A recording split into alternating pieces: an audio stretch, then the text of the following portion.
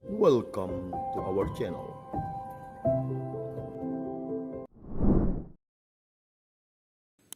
Selamat pagi Bapak Ibu Saudara-saudari yang terkasih dalam Kristus. Jumpa lagi di Riak Sabda edisi Minggu ke-29 di tahun C ini.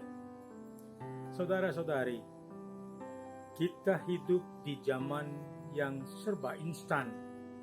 Makanan siap saji, juga jawaban kilat atas pertanyaan kita.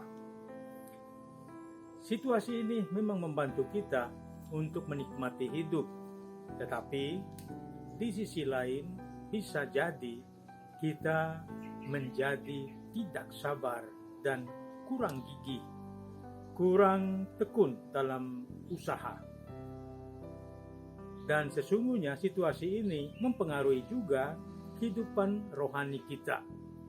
Kita terganggu dan gelisah karena penundaan atas apa yang kita minta dalam doa. Bacaan-bacaan hari ini mengajarkan bahwa ketekunan adalah sebuah keutamaan. Mari kita fokuskan dalam Injil hari ini, Bapak Ibu Saudara-saudari terkasih. Niat dan ketekunan sang janda miskin dalam Injil mengatasi rintangan dan akhirnya ia memperoleh apa yang ia minta, apa yang ia inginkan. Pertama, Allah tidak pernah tuli dengan doa-doa kita. Allah memiliki waktunya sendiri untuk bertindak atas kita. Dia bertindak di saat yang tepat bagi mereka yang tahu bagaimana bertahan, bagaimana bertekun seperti yang dilakukan janda miskin. Dan Yesus meminta kita agar kita sabar, mengendalikan diri. Kita belajar untuk bertahan dalam apa yang kita lakukan demi kebaikan, tanpa mengeluh, apalagi putus asa lalu berhenti berdoa. Drama budaya saat ini adalah kita kehilangan hati yang sabar. Ingat, ketergesa-gesaan, buru-buru, atau ceroboh bisa memperburuk situasi, bahkan bisa menambah masalah. Justru kita melihat penundaan menjadi sesuatu yang baik bagi kita. Allah sesungguhnya menunda pengadilannya atas kita supaya kita bertobat. Setiap kesempatan diberikan lagi kepada kita demi kebaikan, demi hidup baru, demi pertobatan. Allah menunda jawaban doa kita untuk melatih kesabaran kita, supaya kita lebih memahami aspek kehidupan manusiawi kita secara lebih dalam dan kemudian menyerahkan diri sepenuhnya kepadanya dalam iman. Maka saudara-saudari terkasih, berdoa dan teruslah berdoa tanpa kenal lelah.